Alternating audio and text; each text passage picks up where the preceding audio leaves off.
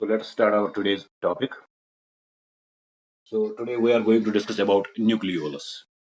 Last time we were discussing about the cell nucleus. We discussed about the nuclear organization. We discussed how DNA is wound around those histone core particles. Then DNA along with histones, it formed nucleosomes. Then nucleosomes got coiled up. They formed a solenoid coil that further coiled up that formed a chromatin. Then chromatin formed the chromatid and the chromatid is joined. They formed the chromosome. Now today we are going to discuss about the nucleolus. This nucleolus it was first discovered by Fontana. It was first discovered by Fontana in 1781 in eels.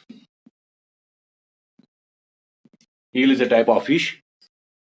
In eels, it was first discovered by Fontana in 1781. The structure of nucleolus it was first worked out by Estable and Sotillo. Estable and Sotillo in 1951. They studied the structure of nucleus. They studied the structure of nucleolus. They found that in the nucleus of a cell, there may be one or more nucleoli. One or more nucleoli.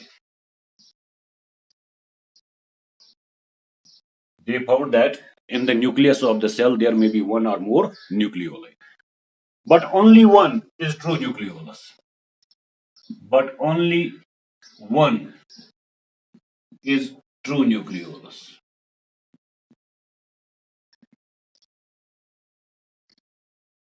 This true nucleolus, it is known as plasmosome. It is known as plasmosome. And it only gets stained with acidic dyes. It only gets stained with acidic dyes. Remaining nucleoli, which may be present in the nucleus, they are false nucleoli. Other nucleoli, they are false nucleoli. These false nucleoli, they are known as karyosomes. And these karyosomes, they are stained with basic dyes. They are stained with basic dyes, right? So in the nucleus of a cell, we may find one or more nucleoli. How many nucleoli may be there? Only one is among them is true nucleolus, right? If there are three, one will be true nucleolus, two will be false nucleolus, right? This true nucleolus, it is known as plasmosome. How we can confirm it is a true nucleolus or a false nucleolus? It is confirmed by staining. Plasmosome only gets stained with acidic dyes, while as false nucleoli, they get stained with basic dyes, right? Okay. Now we are going to see the structure of this true nucleolus. This true nucleolus, it is formed of three components. True nucleolus is formed of three components.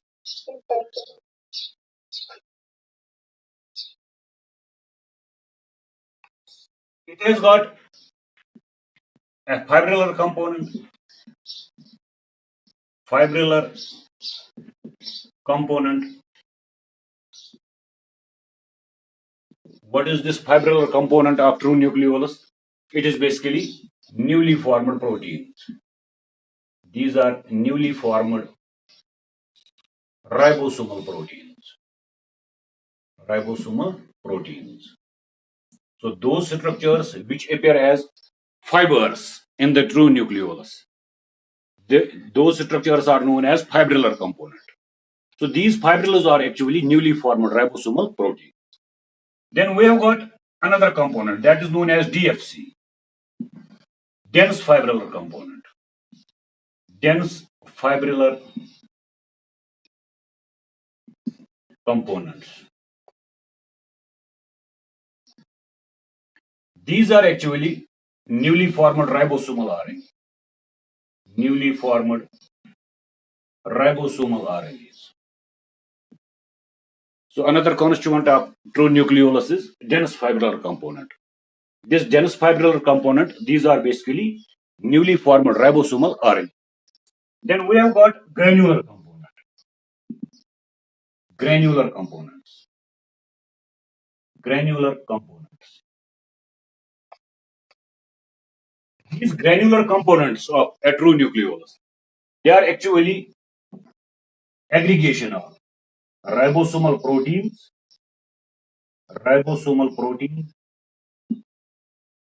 plus ribosomal RNA, and they form ribosome.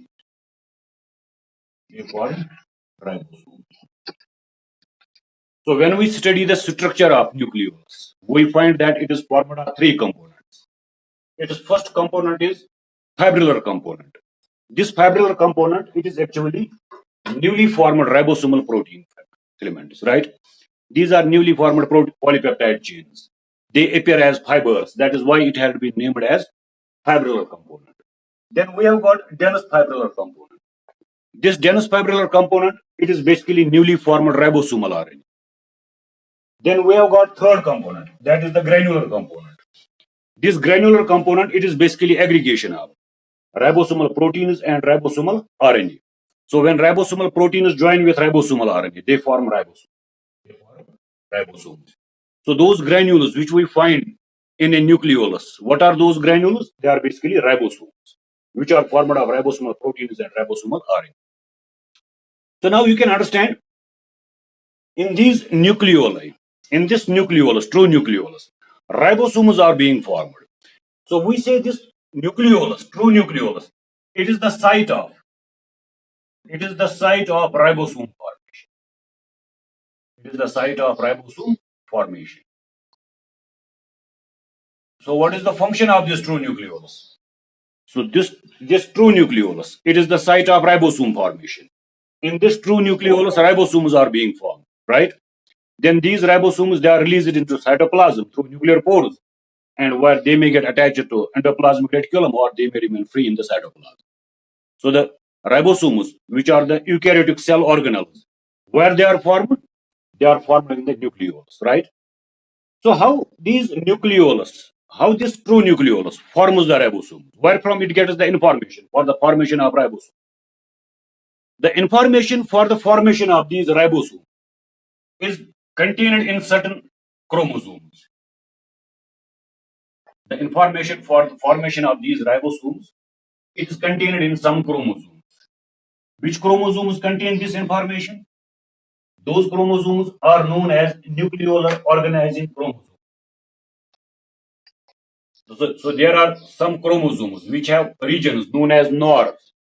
NOR stands for nucleolar organizing region. NOR stands for nucleolar organizing region. This NOR is present on certain chromosomes. Chromosome number 13, 14, 15, 21st, and 22nd. These chromosomes, they are also known as NOR chromosomes because they have got the information for the formation of nucleolus. Do you understand what I am saying? So nucleolus, it is formed within the nucleus of the cell. How this nucleolus is formed, where the information lies for the formation of nucleolus. The information for the formation of nucleolus is contained in certain regions of chromosomes. So those regions of chromosomes, they are known as NORs, nucleolar organizing regions. Which chromosomes have this NOR? Which chromosomes have this nucleolar organizing region? These nucleolar organizing regions, they are found on chromosome number 13, 14, 15, 21st, and 22nd. So information for the formation of nucleolus is contained in these chromosomes. And the regions of these chromosomes where the information is present, that is known as NOR, nucleolar organizing region. So on these nucleolar organizing regions, nucleolus is formed. Nucleolus is formed, right? So that is all about the structure and the origin of nucleolus, right? Now, what is the function of this nucleolus? What is the function of this nucleolus? So this nucleolus, it is the site for ribosome formation. It is the site for ribosome formation. So the function of nucleolus is to form ribosomes. Function of nucleolus is to form ribosomes. So nucleolus is involved in the formation of ribosomes. Then these ribosomes, they come out of the nucleus and they migrate into cytoplasm, where they may remain free in the cytoplasm or they may get attached to endoplasmic reticulum to form ref endoplasmic reticulum. So that is all about the nucleolus. Now, what is the overall function of nucleus of the cell? We discussed the structure of nucleus and the nucleolus. What is the overall function of this nucleus of the cell?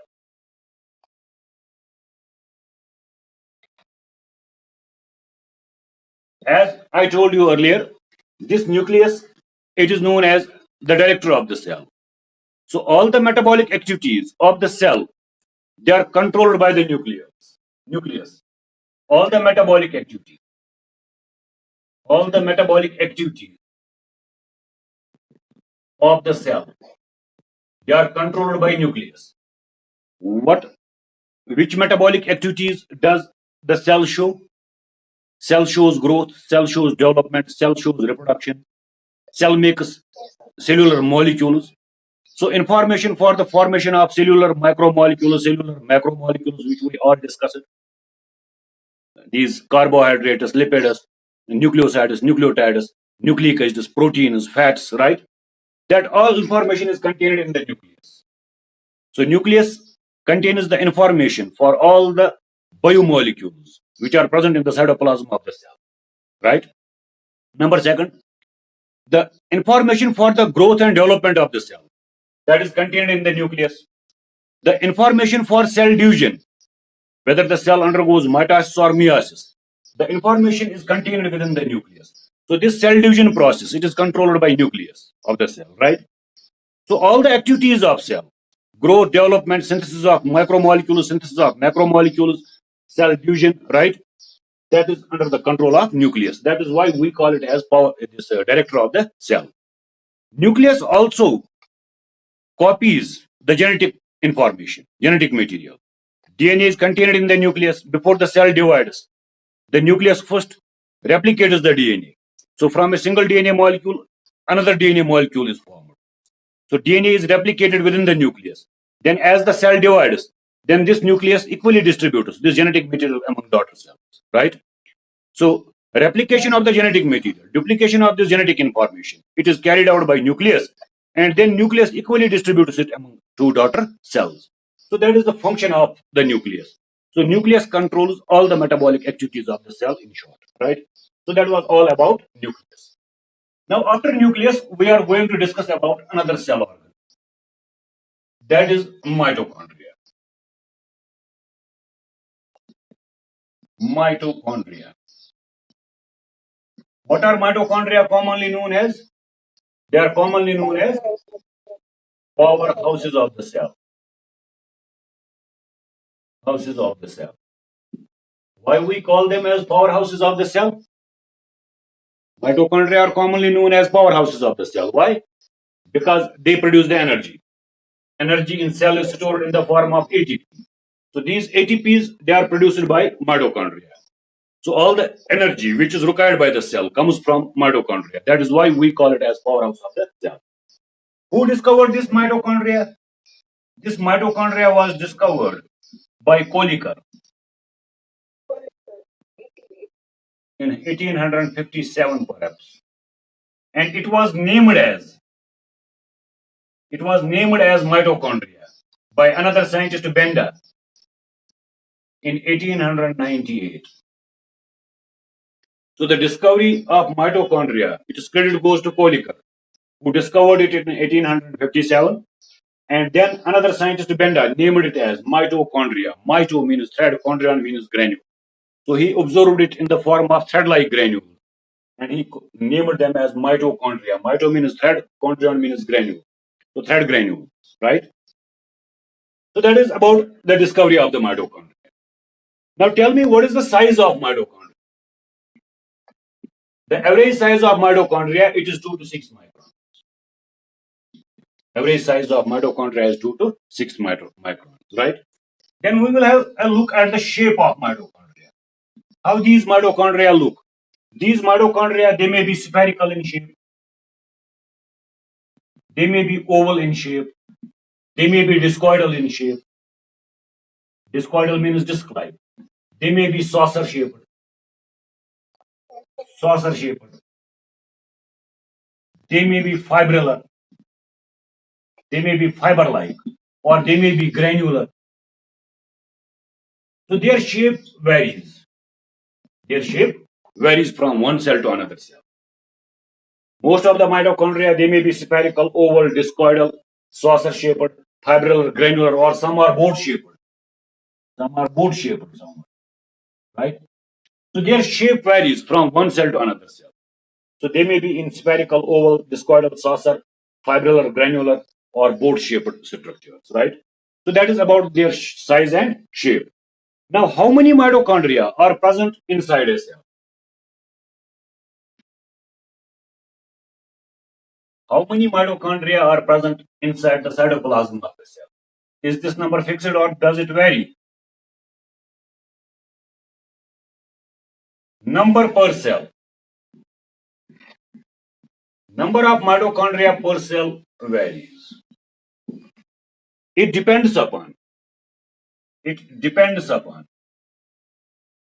metabolic activities of the cell. Metabolic activities of the cell. The number of mitochondria depends upon the metabolic activities of the cell. If the cell is metabolically more active,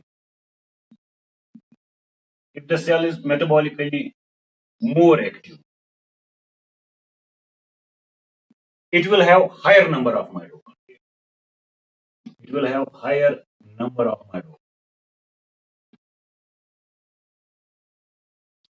If the cell is metabolically less active cells, they have got lower number of mitochondria.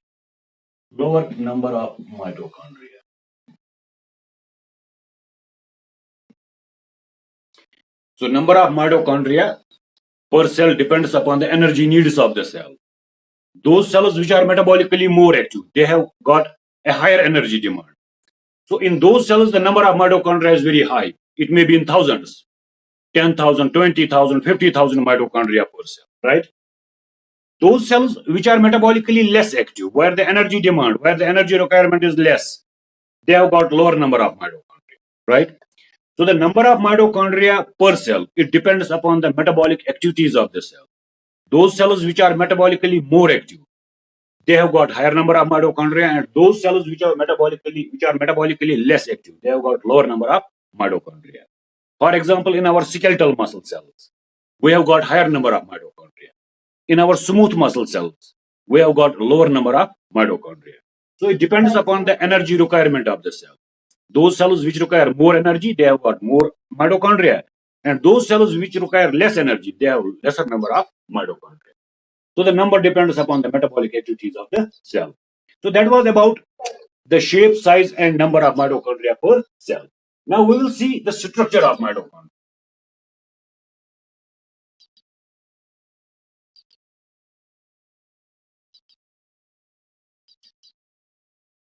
We will have a look at the structure of mitochondria. So these mitochondria, they are double membrane bound structures. They are double membrane bound cell organelles. They are covered by two membranes, an outer membrane and an inner membrane. Here, inner membrane is drawn into finger-like projection.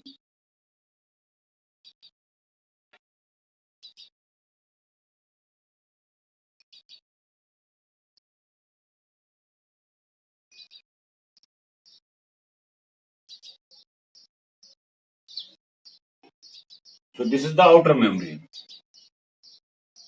This is the outer membrane of a mitochondria. This is the outer membrane.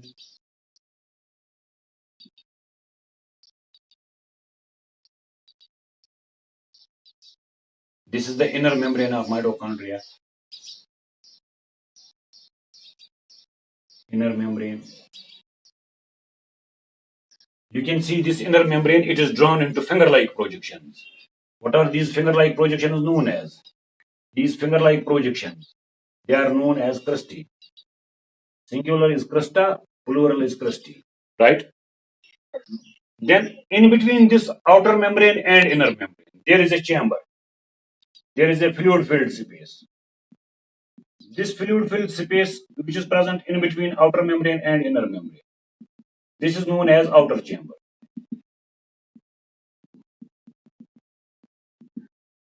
This fluid-filled space, which is present in between these two membranes, this is known as outer chamber.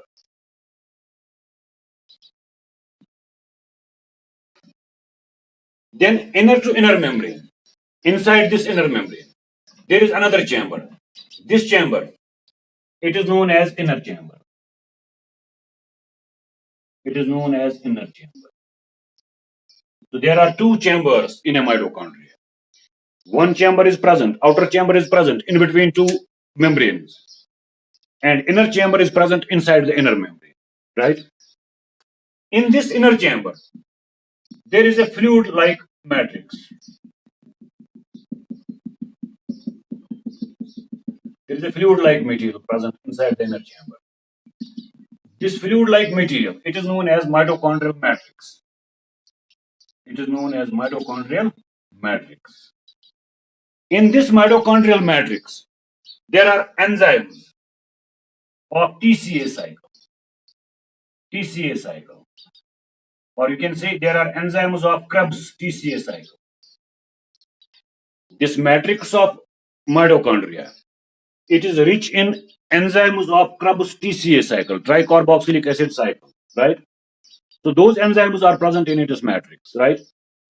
Then inside this matrix, we also find there is a single circular double helical DNA molecule. There is a single circular double helical DNA molecule. This is a DNA molecule. This DNA molecule is circular and it is double helical DNA molecule, right?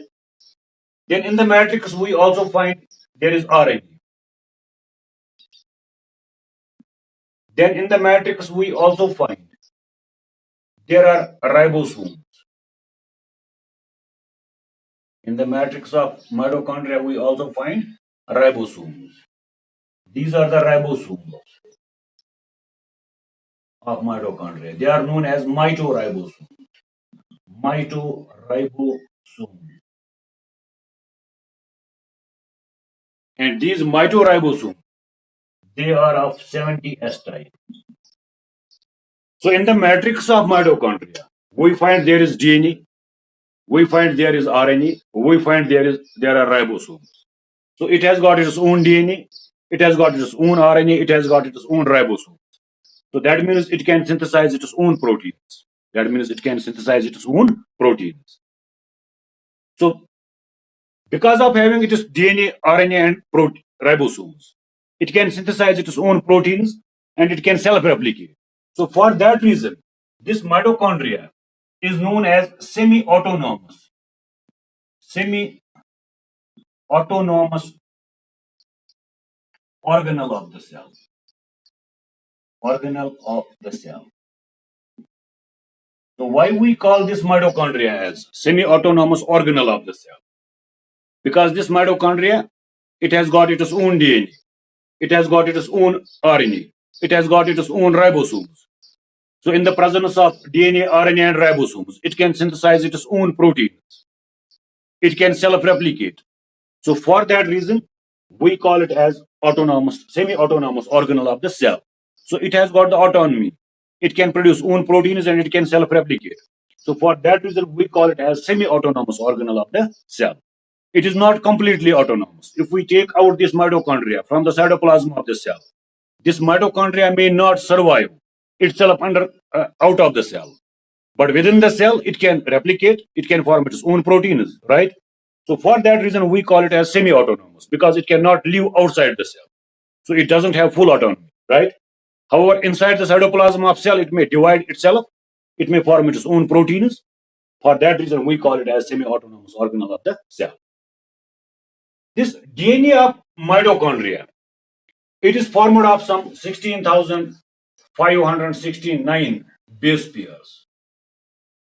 Mitochondrial DNA is formed of 16,569 base pairs. And it has got some 37 genes in it. It has got some 37 genes in it, which code for 13 polypeptides. Which code for 13 polypeptides. So mitochondrial genome is formed of 16,569 base pairs containing 37 genes in it. And these 37 genes, they code for 13 polypeptides. They code for 13 polypeptides. And it has got 22 transfer RNAs in it, right? So that is about the genetic material of the mitochondria. Are you listening to me? So this is the structure of the mitochondria. So it has got its own DNA, RNA, and ribosomes, having its own 37 genes, which code for 13 polypeptides and 22 RNA. Then we find knob-like processes on the inner membrane of this mitochondria. The inner membrane of mitochondria, it has got knob-like processes attached to it. On the inner surface of this inner membrane, we call it as M surface. M means matrix, the surface which is facing towards the matrix, the surface of inner membrane which is facing towards the matrix. It has got some knob-like particles attached to it.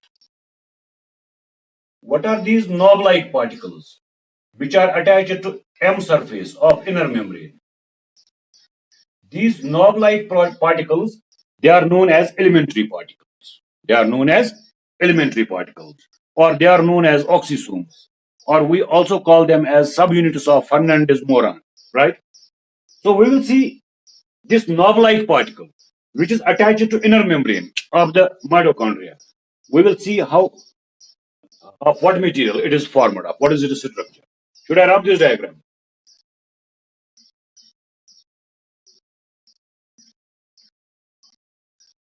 Now we will enlarge this knob-like particle.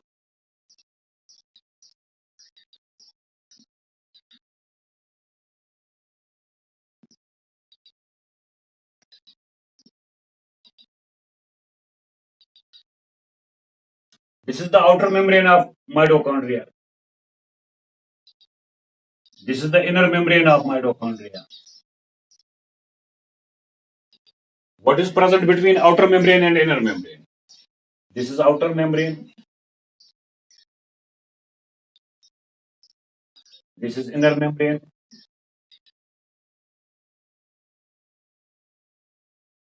In between outer membrane and inner membrane, there is outer chamber.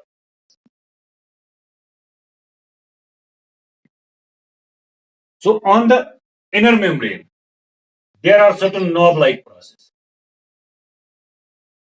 This is a magnified knob-like process.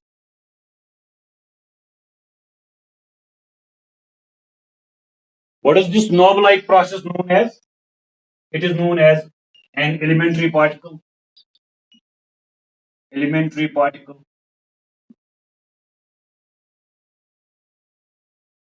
Or it is known as FO, F1 particle. Or it is known as oxysome. Or it is called as subunits of Fernandez-Moran, or they are known as subunits of Fernandez-Moran. So this elementary particle, or FO, F1 particle, or oxysome, or subunits of Fernandez-Moran, or we also call them as ETP, electron transport particles. So they are present on this inner membrane of the mitochondria. Each of these particles is formed of three parts: a base piece,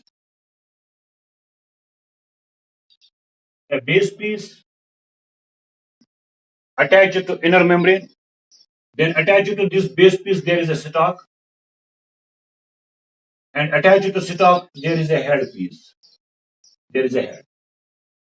This base piece, it is known as fraction O. It is letter O. It is not 0, it is O. Base pair is not also known as fraction O. O stands for oligomycin binding site. Oligomycin binding fraction. Binding fraction. FO stands for fraction oligomycin binding, right? This is the stalk and this headpiece. It is known as F1. F1 stands for fraction 1. So that is why we call them as FO, F1 particles. FO is the fraction oligomycin. It is also known as base piece. Then there is a stalk. Then there is a headpiece known as fraction 1, F1, right? So together these three fractions, they are together known as elementary particle, FO, F1 particle, oxisome or subunits of Fernandez-Moran, or we also call them as ET, electron transport particles. So what is their function? What is the role of these knob-like structures in mitochondria? These knob-like structures, they are involved in synthesis of ATP. So they act as enzymes known as ATP synthesis. They act as enzymes known as ATP synthesis. So they form ATP. They form ATPs. How do they form ATPs? I think we are running out of time. We will discuss that tomorrow, inshallah. Okay, thank you for being with me.